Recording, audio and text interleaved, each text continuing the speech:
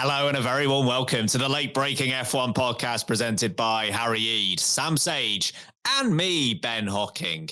Yeah, we've got F1 to discuss, whatever. Sam, how was Newmarket? Honestly. Newmarket!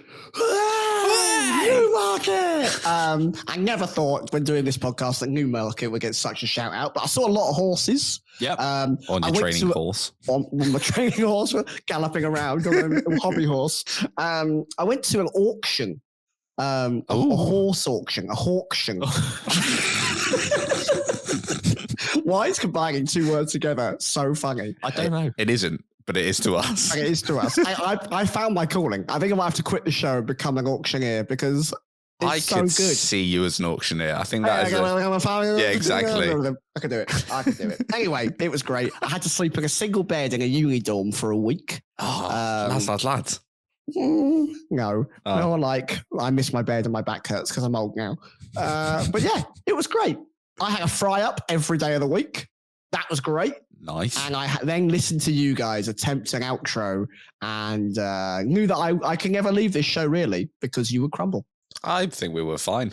I think we were better than fine. I don't think Facebook has got that much coverage in a long time. That absolutely got me. I thought, why are you promoting Facebook? Give Facebook a plug. Also, I haven't heard Down with the Kids for a while. Yeah. Bit of a return, that. Yeah. Good. Bit of a back reference. Nice. Let's do a real show now. Yes, now we've got Newmarket talk out the way. We can actually get on with some F1. We're playing F1 Order, please, a little bit later on. The South African Grand Prix and its bids lining up for an F1 race in 2026 or 2027. The FIA dropping Johnny Herbert leaves. Nice. As a steward. But we're going to start with top 3 most exciting rivalries for 2025. Now, we've kept this intentionally quite vague because it could be driver versus driver, team versus team, driver versus team. It could be something that we've already seen before, maybe in 2024 or before that, or maybe something that we're expecting for the first time in 2025. So we might well get some different answers. We might all come up with exactly the same thing. Sam, what are you looking forward to? Number 3 on your list. Yeah, Yuki Tsunoda versus Red Bull. Oh, like that. David versus Goliath. A really short David. Sorry, Sam, real side note. I saw a video yesterday on Twitter and it was a video of Yuki Tsunoda on the grid. And the camera's pretty much down at his level, and George Russell comes up behind him and gives him a hug, and it's like a giant has appeared. It's like an optical illusion. I'll find it and send it. It was so funny. Anyway, please do. Yeah, I know this is maybe a bit of a niche option, but Yuki, I think, understandably, slightly lost, slightly angered, slightly frustrating about where his position lies in Formula One. And I think last season, this may sound a little harsh for you Yuki stands. He fully earned his place on the F1 grid last season for me. He showed that he's not just a driver that has moments of brilliance, but a lot of the season he crashes the car or he's nowhere to be seen. He was more often than not one of the better drivers in a race, regularly providing points to RB, Toro Rosso, AlphaTauri. He was able to regularly destroy, in his words, his teammates. He made the most of a car that was not very good, and he was pretty much the main reason for a lot of the season why they were in that fight with Haas and Alpine for that kind of 6th, 7th, 8th battle. So he was obviously snubbed at the end of the year when Perez was booted and Lawson got the call up, and I understand the reasons why, and I'm more power to you, Liam Lawson. Let's hope you're very successful.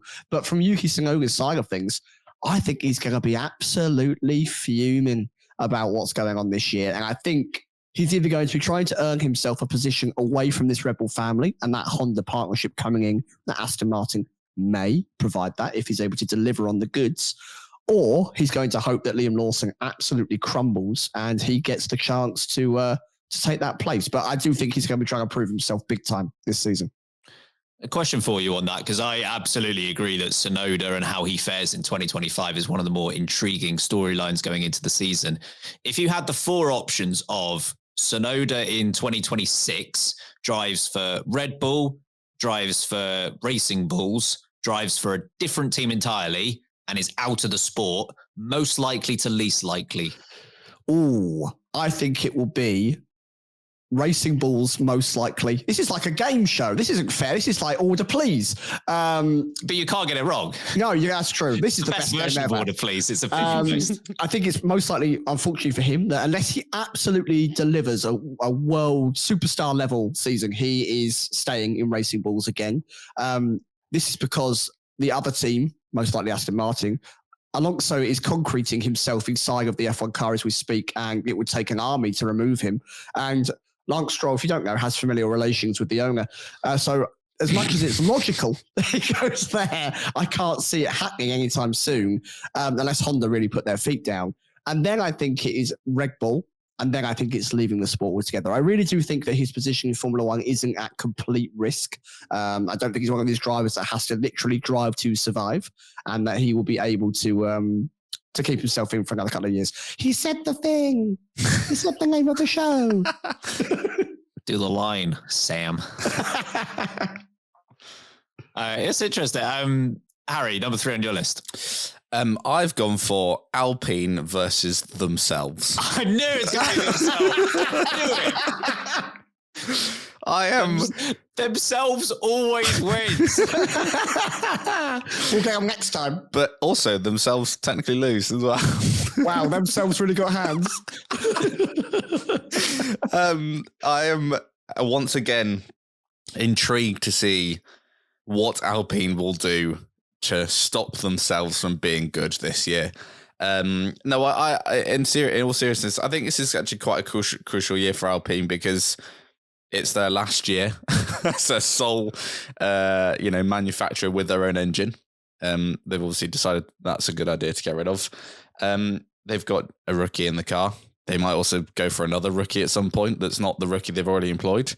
And I think they've got to try and convince Pierre Gasly that they're a good place to stay, a good team for him to stay at, because I'm not saying the options are massive for him, but I could see. Oh, short hair Gasly's got options, man. New hairline, new me. You mean Sid from Toy Story? Don't be horrible to him. He's gone out there. He's been brave. He's got himself a new hairline, and I wish I had the money to do it because I need it. He looks mean. Looks like a thug, and he's going to come and get you with a baguette. With a baguette.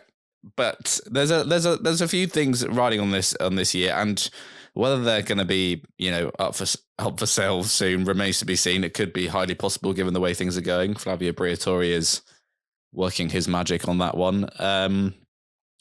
But I am just intrigued to see what they'll do, because they did so many things last year to stop themselves being good. I'm intrigued to see how much they'll do this year. Whether it's on purpose or not, I don't know. But who knows? There may be another team principal by the end of the year.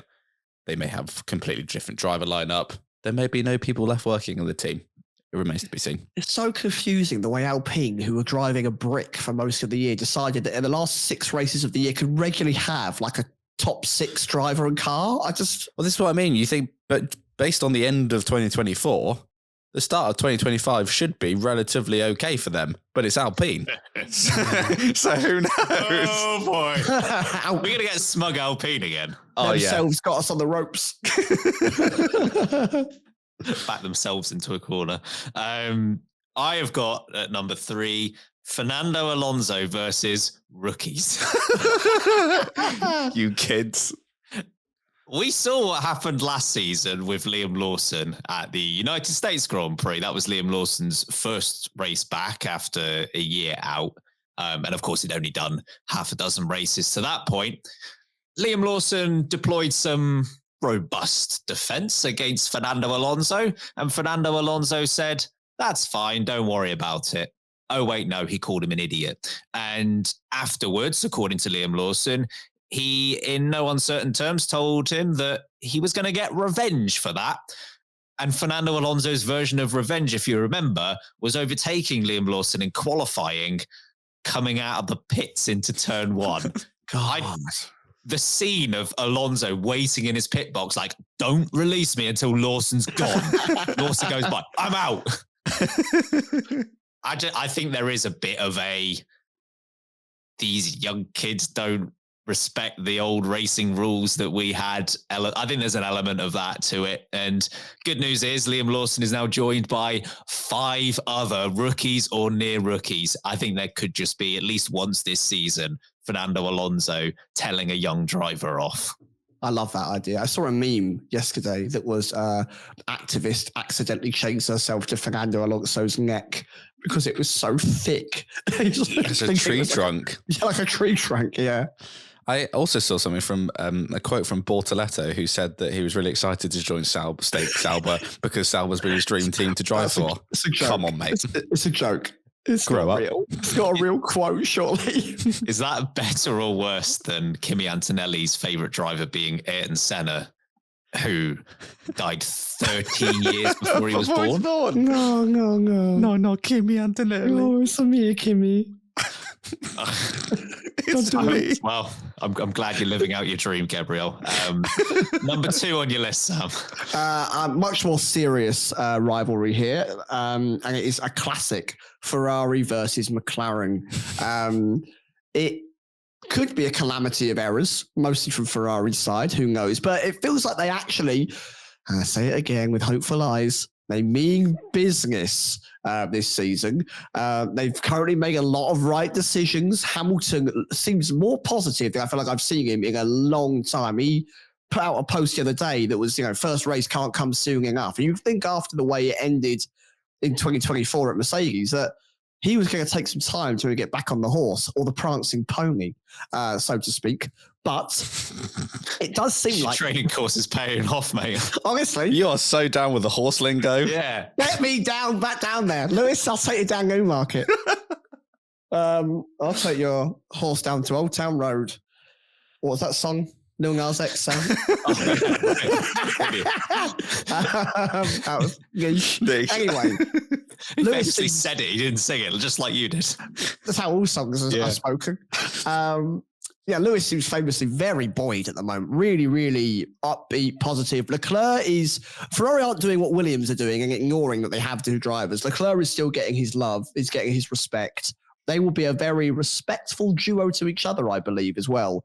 So that paired up with the kind of the up-and-coming youngsters at McLaren, who have proven that they are absolutely fantastic and have a car to win.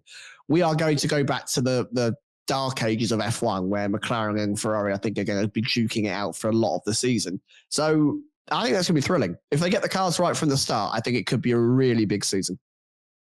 Number 2 for you, Harry. Well, Sam, I've seen your Ferrari versus McLaren, and I'm doubling down because I'm adding Red Bull and Mercedes. And Mercedes. Yeah, as I've said before, my hopium is high, and I truly believe we could end up with all 4 of these teams in a fight this year. It could be an all-timer, and I'm looking forward to that. I'm just looking forward to that. Basically, all 4 of those teams involved. It might not necessarily be all the drivers, but you might end up with one driver from each team in a championship fight. But even so, 4 drivers for a championship fight. I'll inject that. I'm ready. So as long as as you say, Ferrari don't do Ferrari things. McLaren are fast and not silly. Red Bull, they've got Max Verstappen, so I think at least I'll have one arm in the fight. And then Mercedes, if they decide to understand their car, George Russell had a really great year, and I think even if little Kimi Antonelli isn't quite there from the start, which I don't believe because he doesn't have a slow switch on his settings. He just goes fast everywhere. I can't wait for him to fly out of the pits in FP1 in Australia. He's not going to do the first chicane. I think he chooses it. Do you think they've just set the car to have no brakes? It's just, please slow me down. No, I'm not Lewis Hamilton. Slow me down. 18 years old. But there's a recipe for a really great year here. If all of these teams can have competitive cars, and we saw all 4 of these teams have competitive cars at one stage or another last year. So I believe that they can. So I'm buzzed for it. Second for me, Russell versus Verstappen. It's God. Yeah. They hate each other. Please let that happen, because they really hated each other by the end of the year. a summary of what did happen towards the end of last year. We actually got a bit of a precursor of this in Baku, if you remember, in a sprint race a couple of years ago, where they weren't very happy with one another. But it really exploded at Qatar last year, where Max Verstappen got the fastest time in qualifying and promptly got a one-place grid penalty, which is up there for most stupid penalty of the season. I maintain that, which gave George Russell pole position instead. Verstappen accused Russell of lobbying to the stewards that there should be a penalty. Russell then accused Verstappen of saying that he was going to take his beeping head off on the track. Then I think Verstappen said he lost all respect for George Russell. So it's fair to say that they weren't particularly best of friends at the end of that Grand Prix. And that spilled over to the end of year meal that they all had, if you remember, where apparently there were 2 available seats. Both of them were next to Max Verstappen for the last to arrive, George Russell. And he just plonked a chair somewhere else, which is the kind of petty nonsense that we love to see in this sport.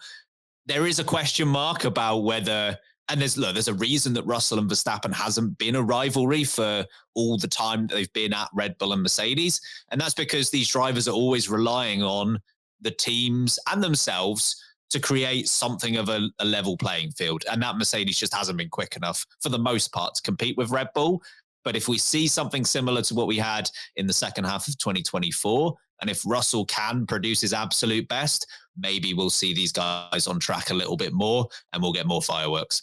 Do you think Verstappen is like, Hamilton stepped away from Mercedes. That time is done. We can move on from our rivalry. And it's like when one Mercedes driver steps aside, another one takes his place. So Russell's like, I've got to live up to my hero. I must annoy Verstappen for a whole year.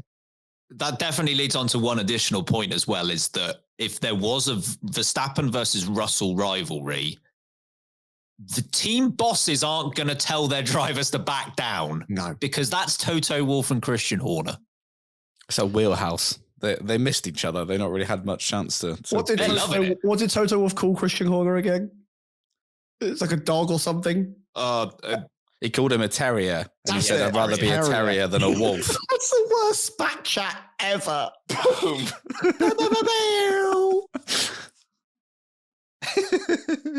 Yeah, God. Honestly, I love those two. Number 1, Sam. Ben Sulliam versus the GPDA, because we've only just seen the first chapter. We're in the prologue. There's a lot to come with this one. I think you mentioned it on the show that I wasn't here for. Mattresses in a hotel lobby feels like it's definitely possible. Hands will be thrown. Alpine will be throwing it at themselves in the corner, I'm sure, while everyone else is in a battle. You know in Anchorman where Brick walks in and he's holding a grenade? Like, Brick, where did you get a grenade from? I don't know. That's Alpine. I was going for a different one, which is blowback. Cheers, Ralph Wiggum. Sorry, Alpine, you killed a guy. Yeah, it was myself. That's what it feels like is going to happen this season. I feel like we are going to go into an almighty political battle with digs left, right, and centre in press conferences and interviews. Ben Sullivan will come out with some bizarre rulings. It is going to be lit. So hopefully it should be pretty pumping on the track if Harry's predictions are correct, which they never are. And off the track too, in terms of what the chat we're going to get. So I'm pretty excited for how ridiculous it's going to be. Number 1, Harry. Hamilton versus Leclerc. For a number of reasons, I think it's the slight question mark over where is Hamilton? Where is Lewis Hamilton right now? Where is he? Is he at the end of 2024? Newmarket, isn't he? Well, yeah, apparently so. Riding around on a horse. Prancing pony. Prancing pony. Yeah, where is he? At the end of 2024, Lewis Hamilton, or is he going to be bounced back to 2021 Lewis Hamilton? How's he going to get on the new team? Is Leclerc going to be rattled? Is Leclerc going to carry on the great form he had from 2024, arguably his best season in F1? How are these two going to get on? I think it's a really intriguing storyline, because the greatest of all time and Charles Leclerc, who does not have enough, not enough success associated with his talent, quite frankly. So there are points to be proven from both sides, and I'm very interested. I think they'll work together very well, but I'm intrigued to see how that will go in 2024, providing Ferrari actually do a good car. Won't spend too much time on the first place for me because it's a repeat of what we've already heard, but I've gone McLaren versus Ferrari, brackets, Red Bull and Merc. Feel free to join, plus. Yeah, all four of those two teams' drivers had multiple wins in 2024, and the new driver into the equation is Lewis Hamilton. If you haven't noticed, he's won a few races in this sport. Both teams are strong, good lineups, good cars. If they follow on from what they had in 2024, pretty consistent across the season. McLaren a little bit better on low speed, Ferrari a little bit better on high speed, but what it all led to was just 14 points in it at the end of 2024. If we get something close to that again, we've had a good season. But you're right, it's just like, as you said, Harry, with Fast But Silly, both of these teams do have weaknesses that need to be worked on. From McLaren's side, it is just ensuring that Hungary doesn't happen again, and Monza, whether they were seemingly fighting with each other more than they were fighting the Ferraris. That sort of thing can't continue to happen if Ferrari are good. And then Ferrari just need to avoid those really awful races, like Canada really cost them at the end of the year, but also Silverstone with Leclerc and the wrong tyres, and you had Singapore as well. I think that was a real missed opportunity for Ferrari. So if they can match the consistency of McLaren and McLaren can stop getting in their own heads, we could have a very interesting duel between those two teams. Let's take our first break. On the other side, we are talking about Snetterton's favourite child, Johnny Herbert. Welcome back, everyone. The FIA has announced that Johnny Herbert will no longer serve as a steward, a regular on FIA panels since 2010. Herbert was among the first ex-drivers invited to join the stewards. However, he has faced criticism for comments given to gambling companies, which were then offered to media outlets. The FIA indicated this is a factor in its decision to remove him. In an FIA statement, it was said, "It is with regret that we announce today that Johnny Herbert will no longer fulfill the position of F1 driver steward for the FIA. Johnny is widely respected and brought invaluable experience and expertise to his role. However, after discussion, it was mutually agreed that his duties as an FIA steward and that of a media pundit were incompatible. We thank him for his service and wish him well in his future endeavours." As mentioned, I mean, Herbert's role as a steward goes back nearly 15 years at this point, Sam. Your thoughts on this decision and an overall thought on whether stewards should be able to be involved in the media in the same way that Johnny Herbert is? I think this is the right call that he stepped down from this position. And that is very much linked into my opinion of them being pundits in the media at the same time.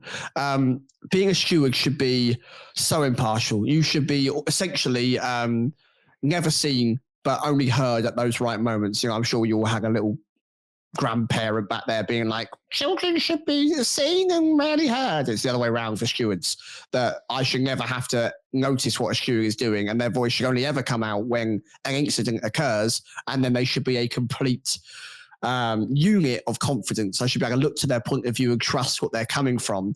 And so if a steward is a pundit or is providing information to other companies or to people who have a different interest, whether that be monetary or entertainment, then there is a risk of potentially saying something to gain something back. I'm not saying Johnny Herbert has done exactly this, but it does feel like that is a possibility. You may do it to boost your own profile. You may do it to boost the profile of the sport, and that is not the purpose of a steward. I also feel like Johnny Herbert has come under a lot of criticism over the last 4 or 5 years, mostly from the non-Brit related camp. And hey, I'm not going to tell you how to think or feel. If you feel that his decisions are biased, if you feel that he has made decisions that don't suit your team or your driver, sure, you're entitled to feel that way. But I do think he has lost the respect, unfortunately, of a lot of people who watch Formula One due to this theme of them not believing that his decisions are fair. And so you pair that with the punditry element, and it feels as though his decisions can never be trusted, despite him, I'm sure, coming to it with a very upfront, open mind, non-biased perspective. And I think he takes his role very seriously. And I think he really enjoyed being a race steward. And I think he cares a lot for the sport. But when you've almost lost that, call it the public license, where you're given a license to operate by the public and it's okay for you to do what you're doing based entirely on matter of opinion, I think he's lost the public license to operate as a steward, which is unfortunate. But I do think it's the right time for him to step away, and hopefully someone will replace him who does have that entirely open-minded, non-biased POV that is understood by the public, because I think that's a really crucial side of things, it being understood by the average viewer of Formula One. Harry, does this mean that Fernando Alonso might just retire now? Yeah, he's done his job. That's the only reason he came back, to get Johnny Herbert to leave. Context that, by the way, it's not just a really random comment. Remember, that was a comment he made in Sky. Yeah, it's like 2016, 2015. A long time ago, yeah. Made a comment that Alonso should retire. Psych, Alonso's still here. No, Johnny Herbert isn't. Retired twice. On Sky and from the FIA, he's gone. Oh, dear. Your thoughts on it? Yeah, I think this is the right go. I do feel like, did the FIA not notice the fact he's been on Sky for the previous 11 years? And now they're like, oh no, you shouldn't be a media person and a steward. Wait, I know that guy. Well, based on that, do you think they're just using this as an excuse? I think potentially yes, because he's been a media person for the entire, well, pretty much the entire time he's been a driver steward. So why now are they having an issue with it after he's now left his role with Sky? And obviously that just those comments made to the gambling company. That's very niche. But anyway, not good. Yeah, I think this is the right call. Probably a bit too late, but the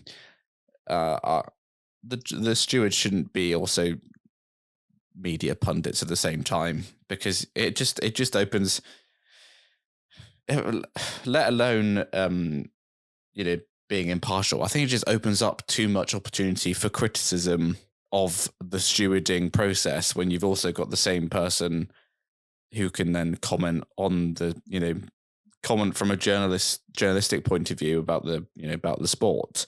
I think it just opens up too many cans and too many worms everywhere.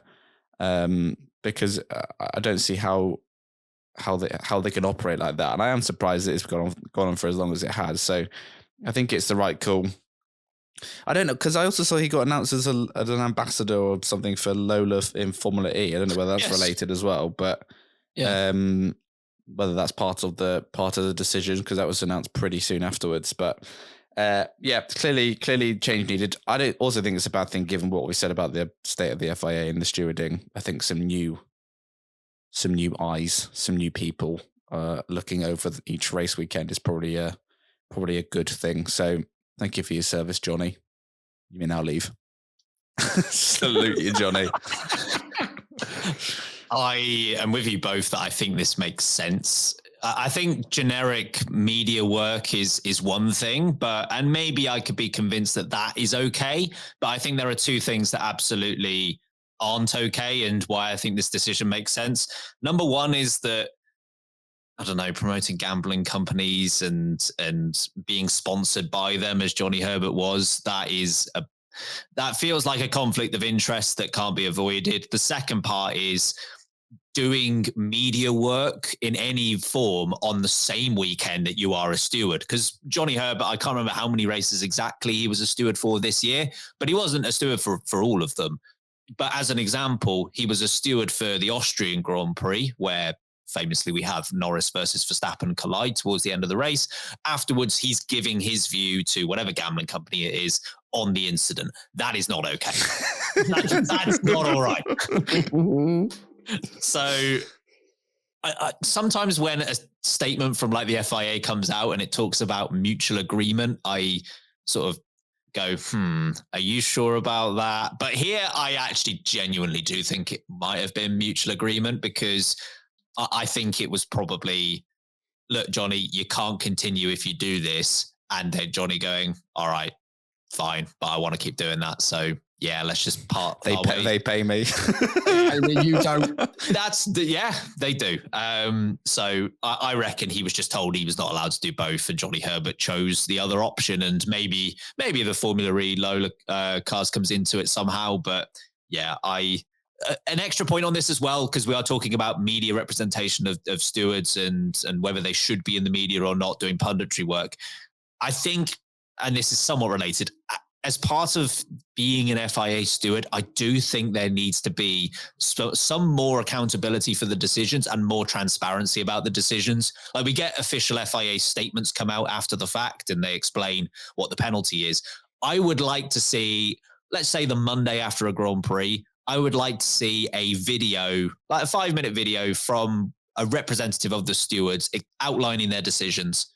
Like, this is why we did this. This is why we did this. Like, his name's completely left my mind, but like what Mercedes did after each race, and they broke it down, didn't they? Why we were successful here, why we don't understand. It was James, yeah. Well. It was Danny Vowles, of course. Yeah, yeah, something like that. It would be great. And honestly, I would be fine if they turned around in one of those videos and said, you know what, we made this decision about this incident, but it was a real close one. Because sometimes that's it. Like, there are some really close incidents that you can see multiple ways. And we just don't get that openness, that transparency. It needs a modernization, doesn't it? It's that paper on a white page with a ton of text. So, hey, the generation, including us, ain't got time for that. And yeah, but I'd actually be okay with the white paper and the text on it. But a lot of the time, what they write on it is absolute waffle. Yeah, TLDR. Yeah, that's what leads me on to, like, is Johnny Herbert a good steward or not? Or was he a good steward or not? And it's really difficult to say whether an individual is a good steward or not, because they're always in a pack of 4, right? Like, you never, you can't really distingush one from the rest. So when the decision comes through, like a gang, yeah, exactly, looking down the road, down the West Side Story. What's the collective term for West Side FIA stewards? That's the question. What is the collective term for a group of stewards? God, incompetence. Ooh, I'm only joking, stewards. But like you mentioned, waffle. The Australian Grand Prix. Do you remember the Alonso and Russell incident? Oh, don't get me started. The statement on that was one of the worst things I've read in my life. Johnny Herbert was one of the stewards that weekend. Well, exactly. That explains everything. He hates Alonso. Yeah, fair. Related to this, Zach Brown has weighed in. He said he would welcome full-time FIA race stewards and would accept McLaren paying a percentage towards their wages. Currently, F1 stewards are unpaid volunteers and has led to calls for F1's governing body to employ professional stewards to help improve consistency in their decision-making. FIA President Mohammed Ben Sulayem is open to having permanent stewards, but has raised the question as to who would pay for them, saying the drivers don't want to pay for it. Zach Brown said, I don't think we're set up for success by not having full-time stewards. As far as paying for the stewards, this will probably be unpopular amongst my fellow teams. I'm happy if McLaren and all the racing teams contribute. It's so important for the sport. It can't be that expensive if everybody contributes. It's not going to break the bank. What about those fines, boys? What about those fines? Where do the fines go? I mean, I argue there's some impartiality there that if they start putting fines on drivers from the stewards, that they go, that's in our back pocket. Yeah, well, a Christmas bonus, you're all fined. Yeah, 20 grand each. I know, but the point is, there is money floating about here. Come on. There's a lot of quiche. There's a lot of quiche left over at the feast, you know. I do like even a crumb of quiche is worth a lot of money when it comes to Formula One. But reach out the back of the F1 sofa, you know, in the press studio when they're doing there's got to be a few pennies that you can pick out and throw at people. Also, this is an opportunity for development. I think we should have full-time stewards. I think they should be paid. I think it's a role that is so important. You have referees in the Premier League running around for free just because they used to be ex-football players. It's a bizarre setup. But we could set up, you could set up a school, an academy. You can have people that are educated and brought through and people are giving opportunity. It's another chance for that. What are you putting yourself for? We could do it. We could do it. We'll go to school. I've just spent a week in Newmarket. I can spend a week in Monaco. It's fine. very similar. Very similar. Yeah. And it's a chance for another stream of promotion, of encouragement. It could be really spun to a positive outlet. But no, the F1 teams cannot put money into the stewards. There is a risk of something going wrong there, of favoritism occurring, of someone adjusting. Oh, a little bit of this, a little on the side from McLaren, maybe. You know, it's just, it's too much trepidation. There's too much openness of conversation, of debate. It should just not come from the teams. It should come out the prize pot before the prize pot is delivered to the teams. You go, we'll take out 200 grand and that will go to 4 stewards across the year. I think that's better. I'm not against. The way it's delivered is probably the way, but I'm not against every team having to pay the same amount. Like they sacrifice the same amount, which is used to pay stewards, because there's no jeopardy there. It's not like it's a. I reckon they could change their direct debit. With no one noticing. No one knows. McLaren paying one steward an extra $1 million each year. Yeah. But I do see a point. But I would suggest that there is a logical way around this. If they're willing to do it, then I think it's fine for them to sacrifice a bit of money that then pays stewards. And yes, they should, because why? As Zach Brown makes his point is bang on. Why in this sport, this multi-million-dollar sport, billion, why do we have stewards that work for free, like interns? Why is that even a thing? I think, and also make them permanent, because I think we've tried the driver steward that was brought in. Well, Johnny Herbert was one of them. You bring in a driver, but it's a different driver for different races. It's not the same one, so you lack consistency of that there. Make them permanent, make them paid employees of the FIA, of F1, because this can't go on as it is, because it's untenable.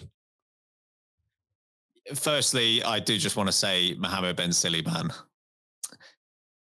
you should pay for this. I know yes, you won't, but you should pay for this. And you know the answer that you're not giving about where the fines are going? This is a really easy way to answer that question. You could just, we were preparing it for this very reason, that we're going to have full-time paid stewards.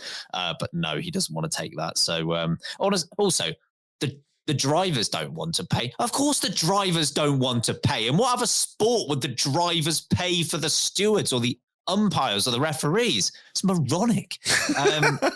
Imagine in tennis, Roger Federer was chucking the umpire 50 quid at the end of the game. There you go, mate. Thanks for your time. Sure, that works in other sports, doesn't it, Mohammed? Come on. Zach Brown, I think, is spot on. I'm also okay if it does come down to no one else is going to pay, so it has to be the teams. Although I do accept your point, Sam, that it would need to be heavily regulated. You would need to keep a close eye on it to ensure that no team was taking advantage. It would have to be the same amount across the board. That does raise questions about whether it would be more difficult for some of the lower teams on the grid and whether they could pay for it in the same easy way that the top end teams could, but I don't think it would break the bank for anyone. So I think that would be fine. And I think the FIA might well get on board with that, because Nicholas Tombazis, who is the FIA single seat director, he had some comments to essentially say that this could well be on its way, this sort of way of working. And he said, similar to my point about post-race media something or other to explain their actions, he said like having permanent stewards in place would mean that at least internally they could go over those decisions on a Monday, work out what went right, what went wrong, which doesn't exist at the moment, because again, they're all unpaid volunteers, and you're not going to have, you're not going to be able to get them in on a Monday to do something that they're also not paid for. So I think that makes sense. How I would do it, I would probably have 8 stewards trained up throughout the year to be able to do this job and have it on some sort of rotational system. I think what we obviously want is consistency, and having fewer people is definitely going to instill that consistency. I wouldn't want to go down to just 4 trained people, because I think at that point you run the risk of, well, what if one of them can't make a race? What if one of them can't make multiple races? What do you do then? And then I also think if you only have 4 people, we still need the rules to be consistent, not just the people applying them. I think there would be almost a lack of incentive to ensure that the rules were spot on if you could just rely on the same 4 people every single week, because they have experience of working together. They know each other inside out. They know exactly how they work. At that point, they would go, there's not much point updating the rules because we've got the consistency we need. I think both need to be updated in parallel with one another. Shall we take our final break on this episode? On the other side, we are talking about South Africa. Welcome back, everyone. It's been over 30 years since Formula One last raced in South Africa, but that could soon change. The country is actively pushing to secure a Grand Prix for 2026 or 2027, and 3 competing bids have emerged. Kyalami, the former home of the South African Grand Prix, is seen as the favourite, but 2 ambitious bids in Cape Town are also in the mix. With the bidding deadline extended and F1 yet to commit, I guess the big question remains, will South Africa finally get its race back? Before we get to, whether it would get one of these bids accepted, Sam, is Kyalami the favourite, do you think? I just want to talk firstly about this bidding deadline. It's just another thing that the FIA just seem to go, let's go move the goalposts a bit. There's it's a deadline for a reason. Just accept that you got what you got and move on with your lives. Is Kyalami the favourite? For me, Kyalami is the favourite. If we had to race again in South Africa, which would be a welcome addition to the sport, then Kyalami is a fantastic racetrack. It's got heritage. It's got history. It's been away long enough that it would still feel like a very fresh addition to Formula One. And I welcome an African race generally. So South Africa feels like a great place to start. I don't think Kyalami is actually the favourite, especially around the internal workings of the FIA with MBS, the silly man himself. It does feel like street circuits are the way forward. It feels like street circuits are where the money, the dollar bills are going to be coming from. And in a capital city as big as Cape Town, to have a race going through there, I could see them absolutely licking their lips. A chance of huge revenue. We do need more proper tracks on the calendar. We are starting to lack the disparity between what is a proper track and what is a street circuit is starting to blend, and we're starting to really lose those real pillars of racing in F1. So I would love this to go back to Kyalami, but I would not be shocked at all if actually behind the scenes, Cape Town is definitely being pushed along as hey, we've moved the deadline. Can you get your plans solidified a bit on where this might be and how this might actually work in that town so they can make that happen? Harry, is a return to Kyalami a probability here, or do you think it's more likely that the street circuit wins again? It's probably less of a probability now than we would have once hoped for, given that, as you say, this deadline's extended. Yeah, it does seem like, and I from an F1 point of view, it's like the Formula E model of business, which is they set up in street circuits because you bring your sport directly to the people, whereas a racing circuit tends to be, there aren't many circuits that are right next to cities. And countries and governments tend to like that. Yes, when you bring money to your cities. So this is the Formula E model of doing things, which is it's a more not even cost effective, but just more profitable way of doing it. So does worry me a little bit, because I'd like to go back to Kyalami, but I do worry that this new bid for Cape Town might be the one that wins out, just with the way things are going. And that would make me sad, because I don't want any more street circuits. I've hit my limit. I've hit my street circuit limit, and we need to have a cap. So I'd rather go back to Kyalami. But it does. I just worry that it does seem a little less likely, given the way things are going with F1 at the moment. Madrid, all the other street circuits we have at the start of the year, all year basically. So yeah, we'll see. I'll remain hopeful until I'm told not to be. Speaking of, Sam, Harry, good folk on YouTube podcast. This glass, what is it? It's a boot. It's half full, mate. It is half full. I really took the literal approach there. It's also definitely not half full. It's all like it's 2/3 full. You're that positive. I am remaining positive. I think Kyalami is the favourite here. Obviously, it has the history and the infrastructure, which doesn't mean everything, but it is. Kyalami is a grade 2 circuit, according to the FIA's way of grading all of these circuits. You have to be grade 1 to be an F1 track. So there would still need to be an upgrade, but it's less of an upgrade for Cape Town because Cape Town is a grade 3 circuit according to its Formula E layout from a couple of years ago. So there's less work needed to be done there. And of course, we know that the bid is for 26 or 27. So either next year or the year after. It's quite a tight turnaround. Like they're not giving themselves a few years here. So I think that plays into Kyalami's favor. Oh, by the way, with the Cape Town 2 bids, one of them is based on the Formula E circuit that was raced a couple of years ago. That is not good to go, but it's certainly more good to go than the other one, which is it's like the small city project that they've got going on, but it's not scheduled to be ready for another 10 years. Why are you bidding for something in a year or two's time when it's not going to be ready for 10 years?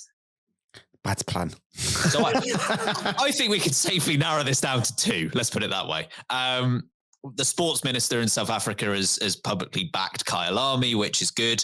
And there is established dialogue between Kyalami and F1 because if you remember back 2 years ago, 2023, there was an attempt to get Kyalami back already. So they wouldn't be starting from scratch. Like there would have been probably people from both sides that would have been involved in the discussion beforehand, which just gives a bit of a better starting point. Cape Town wouldn't surprise me at all for the reasons that you've listed. I think it's commercially got more potential. And we know Kyalami's first bid 2 years ago came unstuck because of financial issues, which that's not going to go down well with the FIA. So has that changed? That's probably going to be one of the leading questions as to whether Kyalami is the true favourite, but I'll choose to be optimistic here. I think probably the biggest threat overall to Cape Town or Kyalami is other African nations who want to have an F1 race and could possibly pay more than anything South Africa could stump up. We've heard Rwanda have already shown a lot of interest. We had the ceremony there for the Motorsports Awards that was placed there. Tunisia was spoken about recently. Kenya's had their name mentioned. Morocco, I think, as well. So Tanzania, backed by Giancarlo Fisichella. Come on! The real favourite, the people's favourite. It feels like there's a lot of competition to get an African Grand Prix. They need to make sure they're unified because I think they could lose it. Well, that leads me on to the next question, which is Africa and otherwise, Sam. Will any of them get through? Will any of them get on the calendar, regardless of which one the winner is? I do think if a stable business plan can be presented, I'm talking generally here, regardless of what nation, where we go, then we need an African Grand Prix. It is a crying shame that we are a global sport. We have a world championship and we do not visit one of the most populated continents on the planet. We need to be there in some respect. It will be great for the sport to build a profile there. It'll be great for youngsters to have something aspirational to look up to. There are many wonderful places on that continent that we should be visiting and going to. So put together a solid business plan, get your funds in order. Great tracks can come about. I do think with this rotational calendar coming to effect, so tracks like Spa having to take a year out every now and again, there's space there. There's opportunity there. So let's stop cramming them into one little area of the world and let's see if we can get a track in a whole new location, because I think it would be spectacular if we could. Harry, your thoughts? Yeah, I think it needs to happen. I feel like going back to South Africa first will be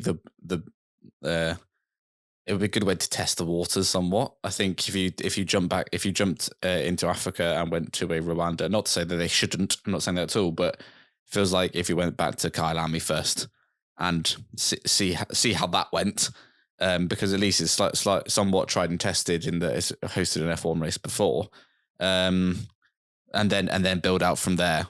But I think it does need to happen. It seems like it's been on the cards for a few years now.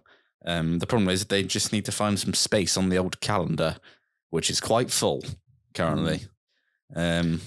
Which I think, Ben, I've just led you on to your next question.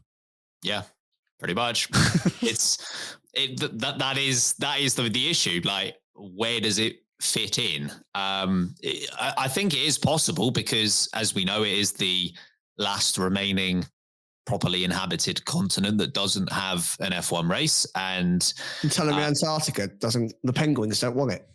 The Penguins, they're NASCAR fans. They don't care about F1. I love ovals down there in the snow. Yeah, they love them. Big up Penguins. Chocolate bar specifically. They love Jeff Gordon. Big Jeff Gordon fans. Big Jeff Gordon fans. Got his jersey on. Little penguin with Dale Earnhardt Jr. on the back. Come on. Shaving their number into their fur. Right, moving on. Yeah, and it has. It does, I think it has support from the drivers as well. And Lewis Hamilton has spoken about it before. Others have too.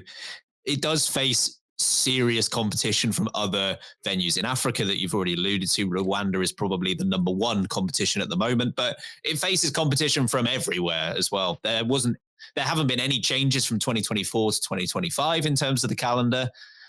Potentially it rotates with Spa, although you would need to certainly jiggle the calendar around because even the FIA probably wouldn't put Kyalami in the middle of the European season. Don't take that as an idea, FIA, please. It's on the same time zone, guys, so it's fine. Great point.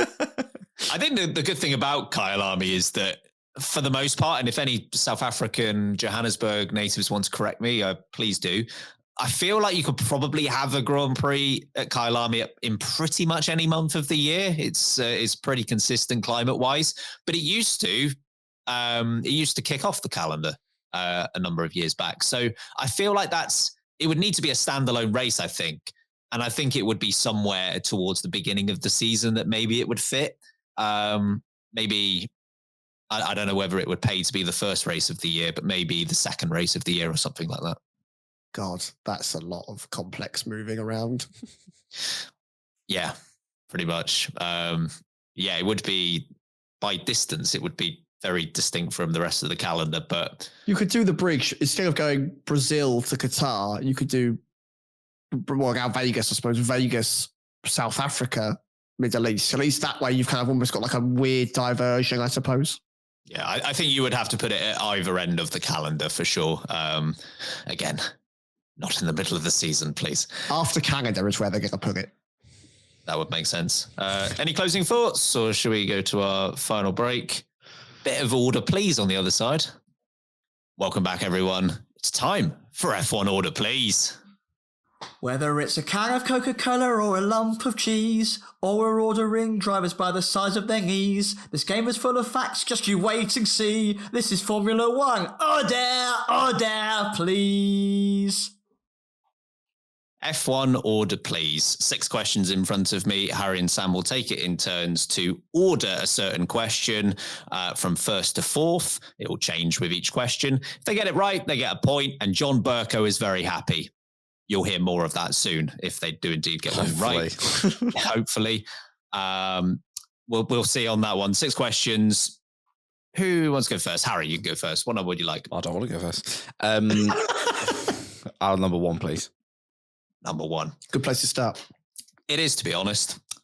4 drivers. I want you to list them based on the best position they've ever got in the Drivers' Championship. Sweet. All first. Michael Schumacher. Yeah. Lance Stroll. Yuki Tsunoda. Esteban Ocon. This is just midfield. Stoffel Van Dorn. This is 4. Midfield tut. I'll go Lance Stroll first, Esteban Ocon, Yuki Tsunoda, Stoffel Van Dorn. That is not the correct order, which means we go over to Sam. If you want the opportunity to steal and you get it right, you get a point. But if you choose to steal and you get it wrong, you lose a point. What order did Harry say again? Harry said Stroll, then Ocon, then Tsunoda, then Van Dorn. Tsunoda, then Van Dorn. Okay, I will steal because that's the nature of the game. I'm all up for my minuses, you know me. I'm going to say Ocon finish the highest, then Stroll, then Tsunoda, then Van Dorn. So just swap, I think, the top 2. The problem is, it's early in the morning. He might still be in bed, but you need to get out of bed, John Burko, because that was the correct answer. Yes!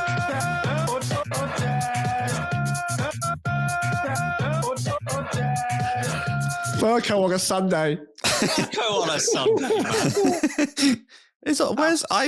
Sorry, I had 2020 in my head. I thought Stroll did better in 2020, but you need to ignore that year because you don't know what happened. The Racing Point was good. It was. Not good enough. With Perez. Esteban Ocon is first. He's finished 8th in the championship twice. Then it is Lance Stroll. He's finished 10th once. That was his best year. It might well have been 2020. And then Yuki Tsunoda has finished 12th once, which I believe would have been last season. And then Stoffel Van Dorn has finished 16th, but he's done it twice.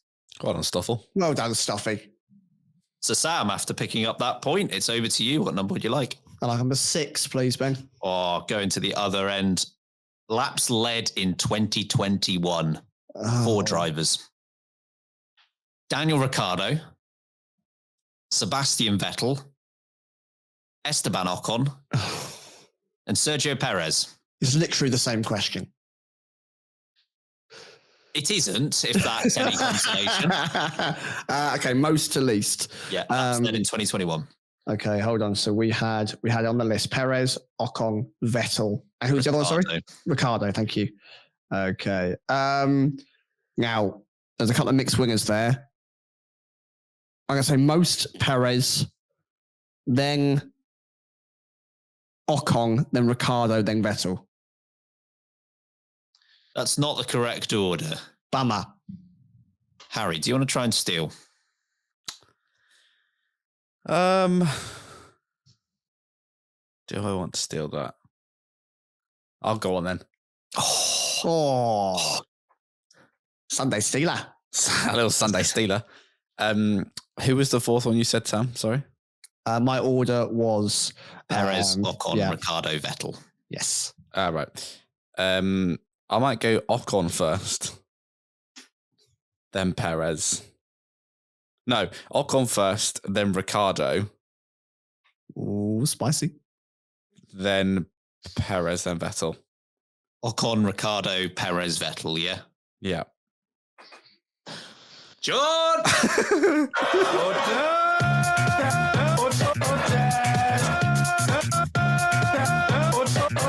No, wake the neighbours up. Is John Burko having a fry up because there's 2 absolute bangers on his plate? He's having brunch on this Sunday morning, you know it. Ben, it's number 1 on every order, Esteban Ocon. I promise you, those are the only 2 he's number Okay, one. fine. Okay. If there's any consolation, Sam, if I had to guess this, I probably would have gone the same order as you, because obviously Perez was in the Red Bull that season. But Ocon, 66 laps led, mainly thanks to the Hungarian Grand Prix. Well, I thought, yeah. Then it was Daniel Ricciardo with 48. Because of Monza, right? Because of Monza. And then Perez, 46, so only just behind. And then Vettel is last with 4 laps led that year. That is awful from Perez. I'm sorry, that is atrocious. Well, his only win was Baku, right?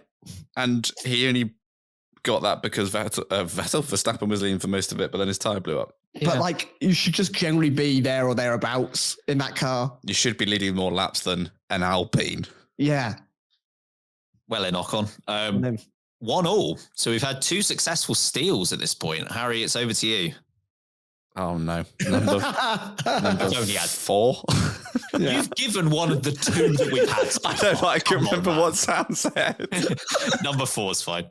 I'm going to give you 4 years. I want you to list them based on how Ferrari performed in the Constructors' Championship. Oh, you've got this, man. Okay. 1973. Yeah, exactly. Good news. 1973 is not on this list. 74. 2014. 2015. 2023. And, 2020. I was going to say 1974. That would be really funny. Yeah. Oh, man. So I think the best one would have been 2015.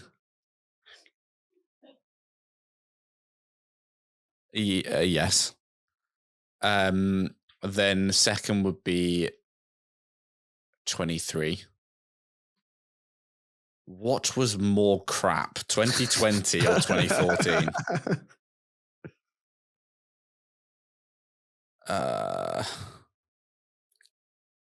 I'll go 2020, then 2014. That's not the correct order. Sam, would you like to try and steal? Well, why not? I'll just swap the bottom 2 rounds, please. John, come on, mate.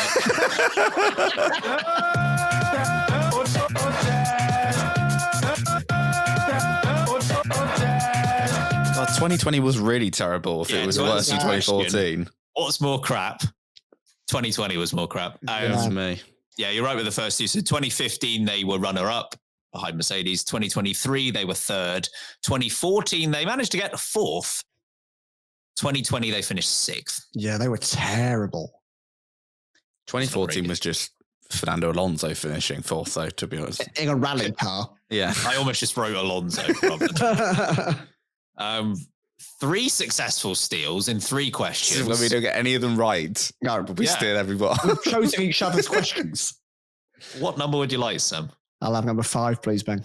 Number 5. 4 drivers. I want you to list them based on how many pole positions they had in 2024. Oh, I was hoping it was all time.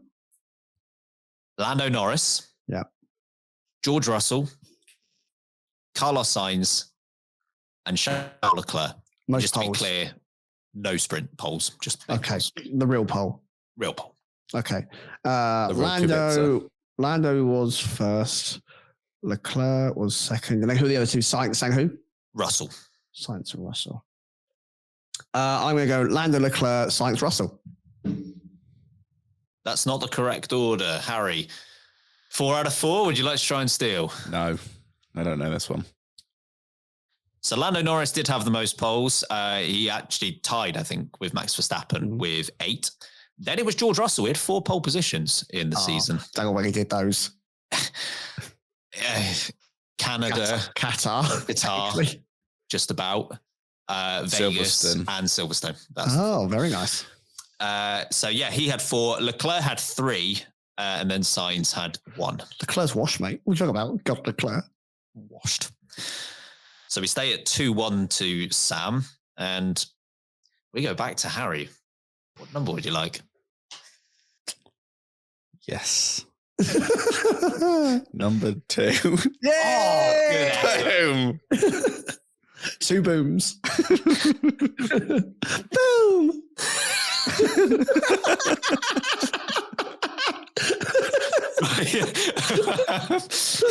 Four circuits. I want you to list them based on how many races they've held. Okay. Valencia, Brands Hatch, Oh. Caesar's Palace, and Sepang. Okay. Sepang the most. Then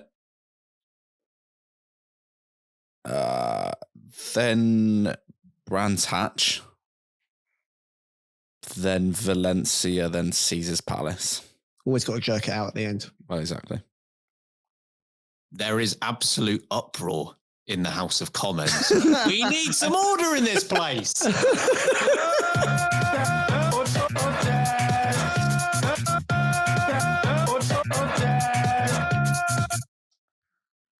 Yep, spot on. So Sepang, 19 races, Brands Hatch, 14, Valencia, 5, Caesar's Palace, 2. Sam, we're at 2-2. You have the chance to win it with...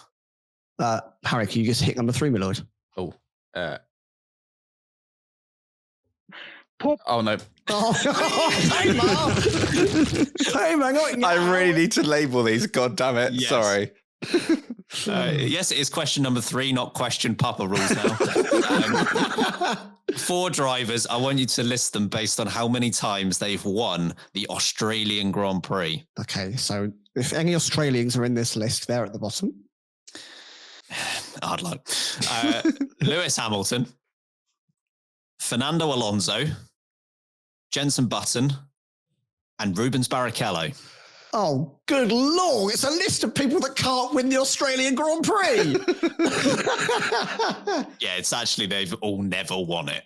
So Hamilton, Barrichello, Button. Who's the other one? Alonso. How can I forget?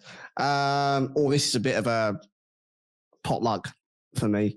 I'm going to say Alonso, Hamilton, Button, Barrichello. That's not the correct order. Yeah, I wasn't expecting to get that one right. Harry, are you content with a draw? Or do you want to go for the win? Oh. Let's pack it up all day and waste It'd their be time. really mate. you to say, nah. No, come on. Come on. I gotta do it. Can't just say yes, I'm fine with the draw. Okay.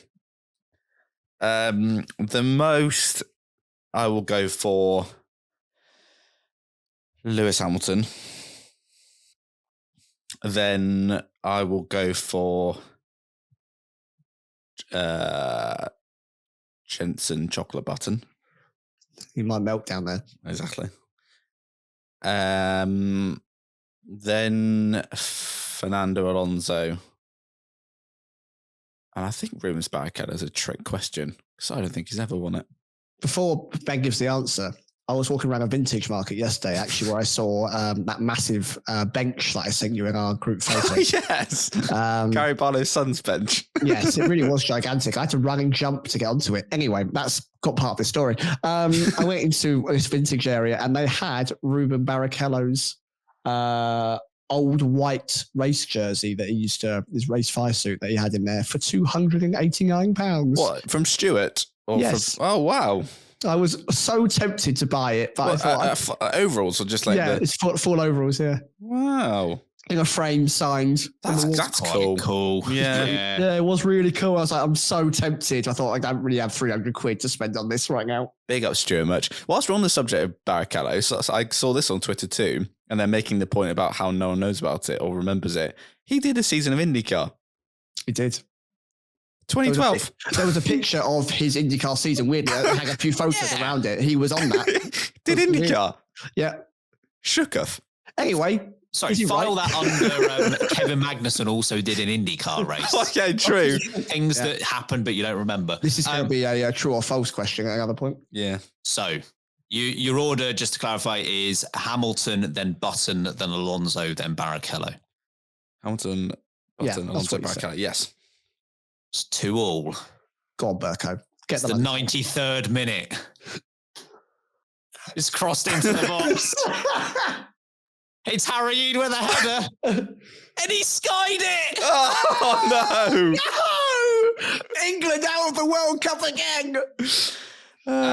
Jenson Button has won the Australian Grand Prix 3 times. 2009, 2010 and 2012. Oh, yeah. Hamilton has won it twice. Yeah, Hamilton can't win this race. 2015. Alonso won it just once in 2006. You are right, Barrichello never won the Australian Grand Prix. God damn. Which means Sam takes a 2-1 win. Oh, I won. Yeah! Wait, lose a point? Mate, you should have just stuck with a draw. I told you. Be more Harry Eid next time. I don't do ties. No, you don't, to be fair. Nah. You're an open shirted man. Open shirt, man. Open shirt. Can't fit it around my neck. I'm like Alonso. Goodness me. Should we wrap this thing up? Quick shout before the much better outro that Sam will give compared to last episode.